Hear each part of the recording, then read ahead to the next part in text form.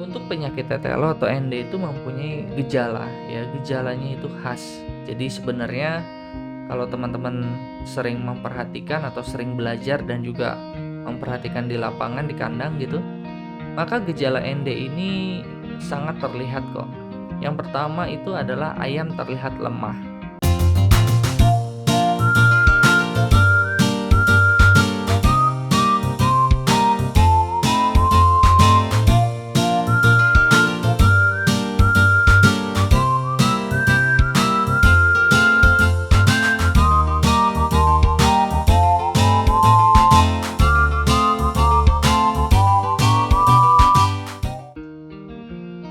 Oke, halo teman-teman semua, selamat datang di Panongan Ayam Kampung. Apa kabar kalian semua? Semoga dalam keadaan yang baik ya. Di hari ini teman-teman, kita menyuguhkan satu playlist terbaru nih ya, untuk kita bisa sama-sama belajar.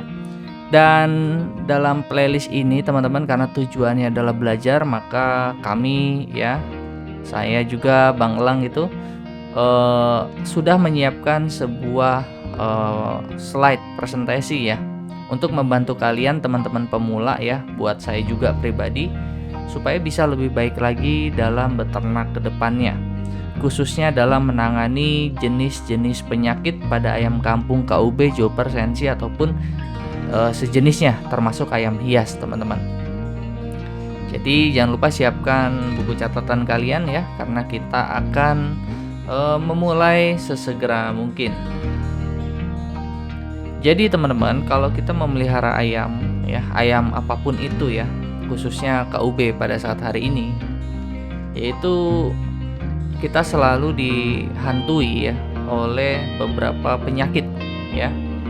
Penyakit yang biasa terjadi dalam dunia perunggasan, khususnya ayam. Ada beberapa jenis penyakit. Yang pertama itu adalah tetelo atau ND atau Newcastle disease. Terus kemudian ada pilek atau coryza. Yang berikutnya adalah pernafasan ya, atau chronic respiratory disease ya. Terus ada flu burung, avian influenza. Terus ada cacingan. Nah, terus juga ada kotoran hijau atau kolera. Terus ada kotoran kapur atau pulorung. Nah, terus berikutnya ada kotoran darah atau kokidiosis ya, kokidiosis. Nah, terus juga ada cacar unggas, dan terakhir ada kutu dan gurem. Nah, siapa di antara teman-teman yang mengalami serangan dari 10 jenis penyakit ini? Ya pasti itu bikin pusing teman-teman ya, bikin pusing karena dalam dunia usaha perayam kampungan itu bukan cuman bicara soal kematian aja, kerugian yang nyata gitu ya, tetapi juga waktu, rugi waktu juga teman-teman. Bukan juga uang juga ya, aduh itu bikin pusing semua lah. Nah jadi ini kurang lebih ada 10 jenis penyakit yang nanti kita akan bahas. Cuman untuk mempermudah pembelajaran, jadi dipilih hari ini itu adalah kita bahas tentang tetelo atau ND ya, atau Newcastle disease. Nah, buat teman-teman baru yang pemula ya, mungkin masih bingung kira-kira penampakan dari infeksi penyakit tetelo atau ND itu seperti apa gitu ya penampakannya. Ini ada gambar satu ya. Ada kurang lebih seperti ini teman-teman. Ini kumpulan ayam-ayam yang terkena tetelo atau ND ya. Perhatikan di sini ada memiliki kesamaan ya, dari lehernya ya, sikap badannya kurang lebih seperti ini. Terus kita lihat lagi, nah gambar 3 dan gambar 4 teman-teman ya, kurang lebih memiliki kesamaan yang khas ya, yaitu batang leher seperti seolah-olah ketarik gitu, seperti dia kehilangan sebuah gangguan syaraf yang parah banget gitu teman-teman ya. Jadi ini kurang lebih penampakan infeksi dari tetelo atau ND. Nah, apa sih penyakit tetelo atau ND itu teman-teman? Nah, ND ya atau tetelo itu biasanya di dunia perunggasan dikenal dengan ND atau Newcastle disease ya. Nah, sifat daripada penyakit ini itu mudah menular dalam satu kandang teman-teman. Jadi kalau populasi kita banyak, ya kita harus sering-sering melihat teman-teman, adakah ayam-ayam kita yang mengalami gangguan syaraf seperti tadi ya, lehernya ketekuk dan macam-macam teman-teman. Nah itu penyakit tetelo atau ende ini gampang sekali untuk menular karena dia bisa menular melalui udara atau angin. Terus kemudian makanan dan minuman ya. Kenapa makanan dan minuman? Bisa jadi makanan atau popan yang kita beli itu, biasanya kalau beli di luar kan beli popan yang udah dipegang-pegang tuh ya sama orang. Oh saya mau lihat dong butirannya halus apa enggak.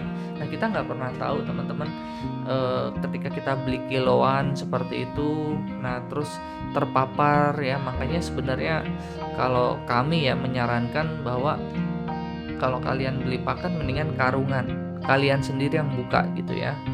Jangan yang udah dibuka terus beli kiloan teman-teman, itu nanti resiko penularannya juga tinggi. Nah terus kemudian dari minuman, nah minuman itu kan dalam 1 galon air ya, dalam tempat minum teman-teman, itu minuman itu kan diminum oleh banyak ayam ya. Nah jadi bisa jadi tertular melalui itu juga teman-teman. Nah terus kemudian selain dari makanan dan minuman, ada juga dari burung ya, yang kadang-kadang banyak biasanya ya yang suka cari makan atau sekedar cari bulu ayam ya. Nah terus ada hewan liar lainnya juga itu bisa teman-teman ya. Jadi kurang lebih kita mesti waspada nih terhadap penularan lewat burung atau hewan liar lainnya teman-teman. Untuk penyakit tetelo atau ende itu mempunyai gejala ya, gejalanya itu khas. Jadi sebenarnya kalau teman-teman sering memperhatikan atau sering belajar dan juga memperhatikan di lapangan, di kandang gitu, maka gejala ende ini sangat terlihat kok. Yang pertama itu adalah ayam terlihat lemah ya. Jadi cek di kandang kalian ya, apakah ayamnya terlihat lemah ya, loyo, nggak bertenaga gitu kan. Seringkali kita nganggap itu hal-hal sepele ya, padahal bisa jadi itu gejala ende teman-teman. Terus kemudian pucat warnanya ya. Nah dalam gambar ini udah jelas banget warna jenggernya bukan merah merona teman-teman ya. Warna jenggernya tuh udah nggak sehat nih yang seperti ini ya. Jadi warnanya pucat, dari kaki, dari paruh itu semua pucat warnanya teman-teman. Itu kalau udah seperti itu udah jangan kasih ampun, langsung pisahkan dari kelompok ya, dari kandang. Masukin ke kandang isolasi kalau mau diobatin, itu pun kalau ada obatnya ya. Nah terus juga teman-teman malas bergerak ya. Seringkali kalau kita ngasih makan ya, itu kan ayam-ayam pada aktif kan. Nah pada rebutan makan atau gimana.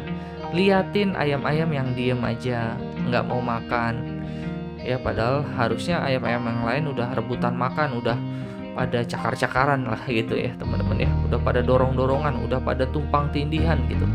Nah teman-teman, kalau ada ayam yang malas bergerak langsung pisahin karena nggak masuk akal. Yang lain lapar kok dia diem aja sendiri. Nah itu langsung pisahin teman-teman. Makanya kalau di panongan ayam kampung itu kita melihat tuh gampang. Setiap pagi hari kita kan pakanan biasanya kosong kan kalau lagi nggak full fit. Nah itu kan kita kasih makan kan dia langsung pada nyamperin kita kan. Nah yang nggak nyamperin kita itu harus dipisahin segera gitu teman-teman. Karena bisa jadi dia mulai ada gejala ya, dia mulai meriang badannya, dia mulai pusing-pusing ya, dia mulai moodnya lagi nggak bagus ya. Nah itu hati-hati teman-teman ya. Jadi gampang ya caranya ya.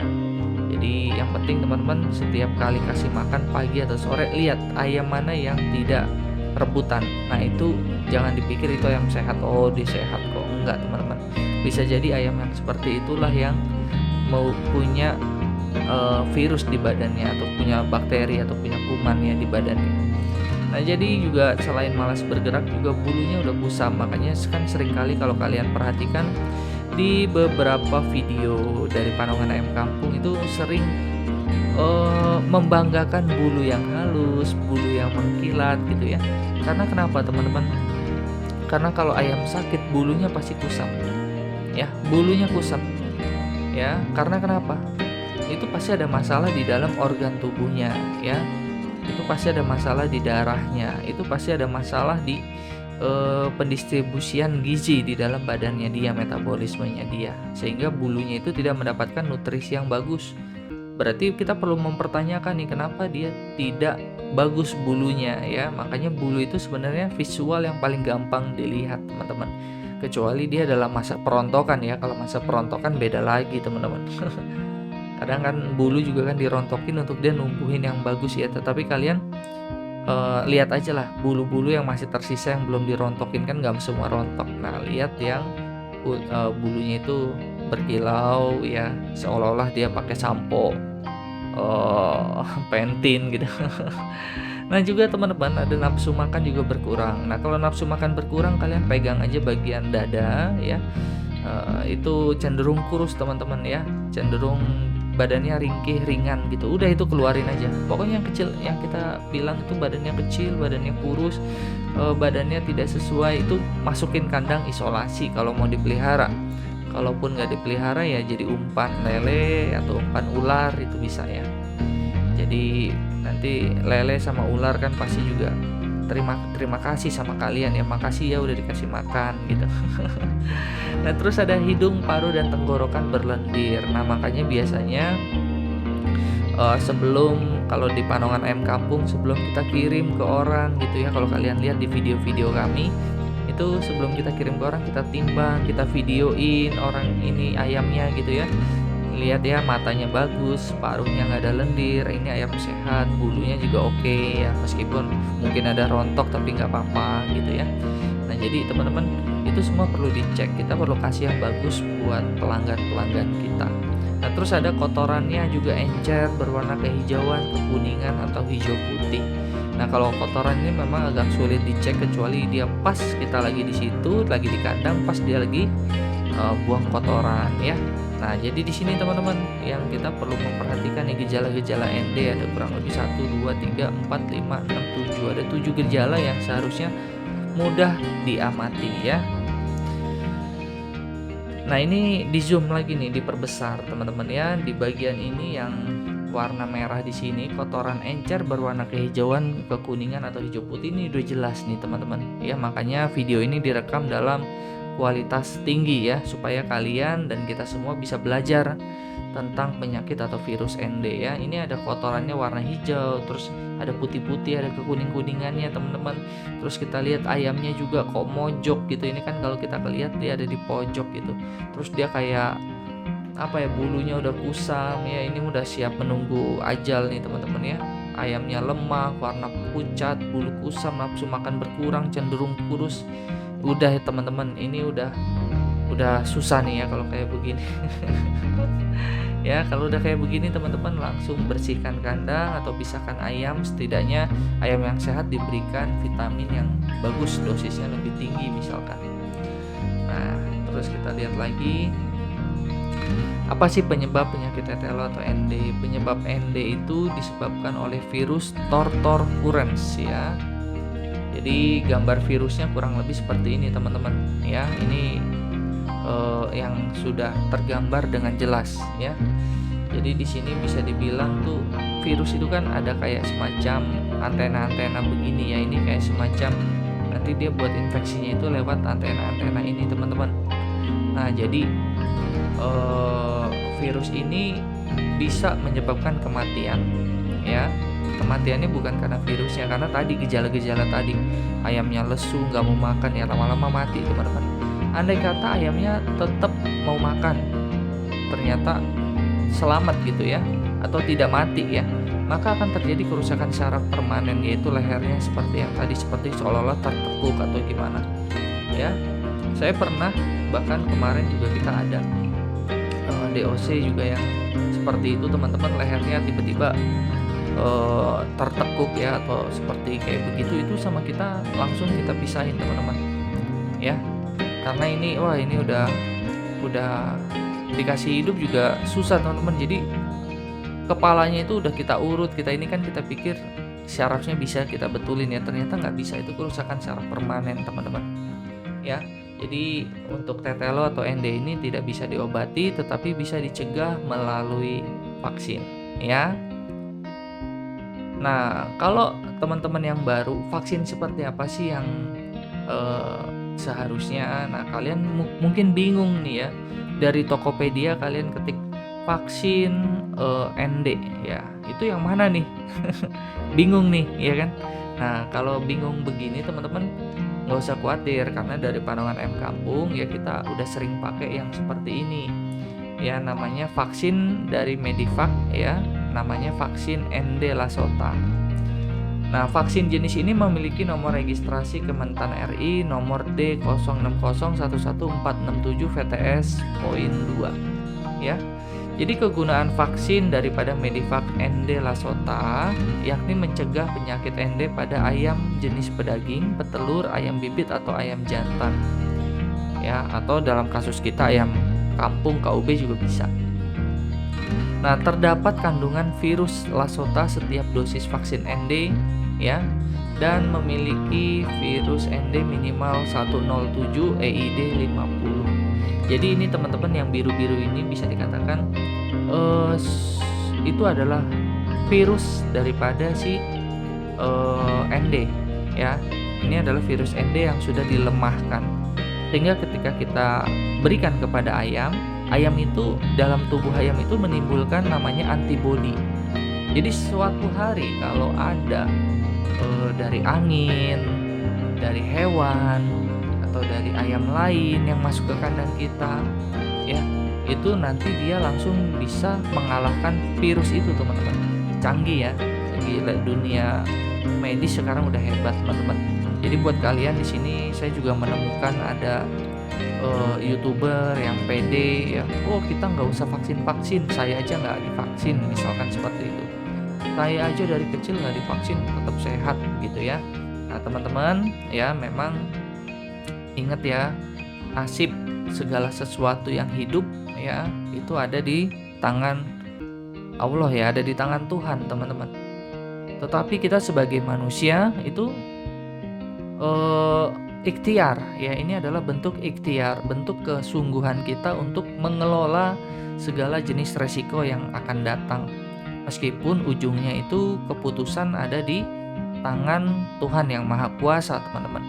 Tetapi kita sebagai manusia itu berupaya untuk melindungi ayam-ayam kita dari infeksi atau serangan atau paparan virus gitu ya. Nah, jadi vaksin ini bukan merupakan bentuk kemungkaran. Ya kalau kita vaksin ayam kita bukan merupakan bentuk sebuah penghinaan terhadap atau keyakinan gitu ya, bukan. Tetapi vaksin adalah sebagai sebuah bentuk ikhtiar. Ya. Nah, kita yakin bahwa kita dipelihara sama Tuhan yang Maha Kuasa, tapi juga kita harus ikhtiar dengan apa? Makan makanan yang sehat, betul nggak? Minum minuman vitamin yang oke ya, atau sayur-sayuran yang sehat. Nggak mungkin dong kita juga makan makanan yang sembarang gitu ya. Ya, terus kita biarin aja, oh tenang saya punya perlindungan ya, iman saya kuat. Tapi imun kita belum tentu teman-teman ya. Iman boleh kuat, imun belum tentu ya. Nah, begitu juga pada ayam teman-teman. Ya, kita harus memperkuat kitanya beriman ya bahwa ayam kita pasti diberikan kesehatan. Nah, tetapi kita juga harus perhatikan imun ayam juga mesti diperkuat. Caranya gimana? Ya salah satunya dengan vaksin.